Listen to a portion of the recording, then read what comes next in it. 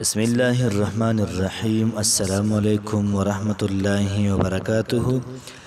امید در بکوم چې تاسو ټول په ټیک ټاک کې الله پاکم خوشاله آباد ساته. الله پاک دې موږ او تاسو ټول د هر قسمه مصیبت نه په امان کې ساتي. الله پاک دې زموږ او تاسو ټول حاجتونه پوره کړي. الله پاک دې موږ او تاسو ټول د مکې مکرمه د مدینه منورې د هغه ځای زیارت لري. الله پاک موږ او تاسو بار بار بوزي. نن چې کومه زموږ وظیفه ده دا د سورة التکاثر باره کې ده. نو سورة التکاثر دا په آخري سپاره کې دی او 102 نمبر سورت دی او دغه رنګې دا سورت مکی سورت دی.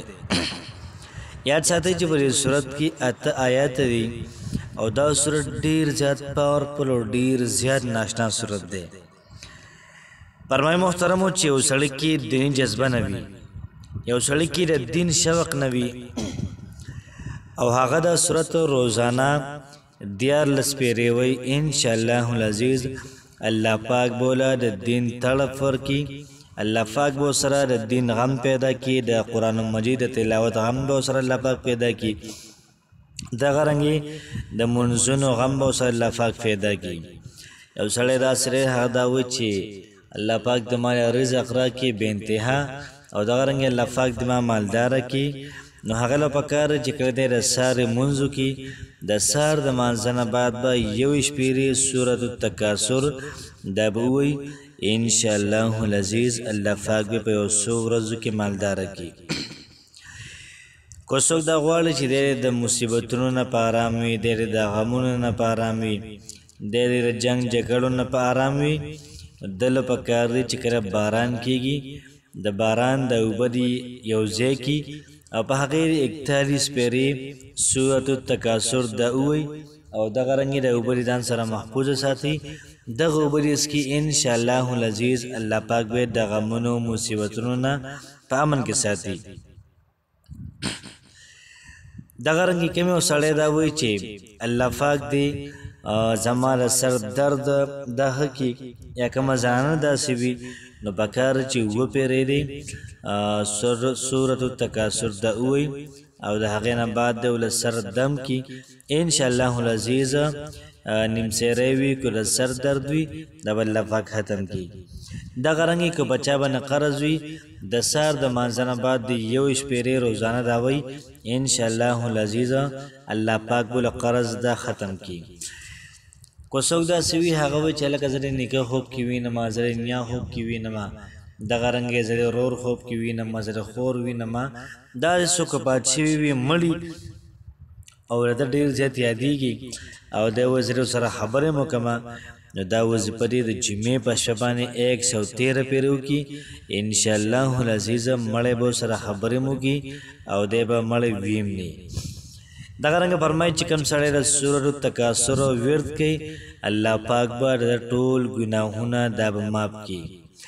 دغه رنګې یو سړي کې د مال محبت لګېدلی وي، دغه رنګې دنیا محبت لګېدلی وي، دی کو د سحر مانځه نه بعد 3 پیرې وایي الله پاک به د زړه نه د دنیا محبت د وباسي. دغه رنګې کوم یو سړی شوم وي یا دغه رنګې کومه ښځه شومه وي نو هغوی له پکار ده چې روزانه د 21 پیرې د سورة التکاثر تلاوت کوي الله پاک به د دوی نه شومتیا د وباسي.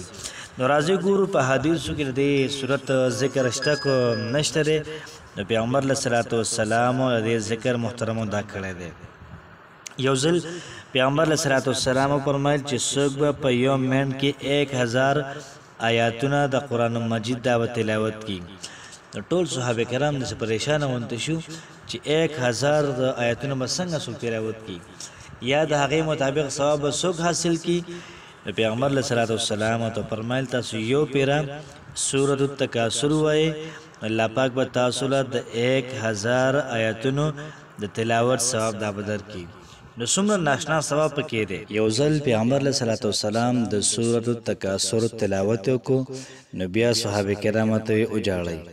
نو بعض صحابه کرام وجړل بعض ونه جړل. بیا پیغمبر علیه صلات وسلام تلاوت وکړو بیا صحابه کرامو ته ویل تاسو په جړا شئ. نو بعض صحابه کرام وجړل او بعض ونه جړل. چې په درېمه پیره پیغمبر علیه صلات وسلام د صورت وي او صحابه کرامو ته په ژړا شي، نو اکثر صحابه کرام دا په ژړا شو. نو بیا پیغمبر علیه صلات وسلام فرمایل چې کله دا صورت څوک واوري او د دې صورت تلاوت وکړه چې د هغې نه بعد د چا کو په سترګو کې اوښکې رالې، نو فرمایي چې الله پاک به د انسان مغفرت وکړي، الله پاک به د انسان بخښنه وکړي. د دومره ډېر زیات بهترین، دومره ډېر زیات اعلی صورت دی. ځان لپاره وظیفه کې د جمعې په شپه باندې دغه رنګې د سهار د لمانځه نه بعد چې کوم وخت کې تاسو ته ټایم میلاویږي، نو سورة التکاثر ځان لپاره وظیفه کې انشاءالله العزیز سورة التکاثر بس تاسو زندگی بدلوي. بسم الله الرحمن الرحيم.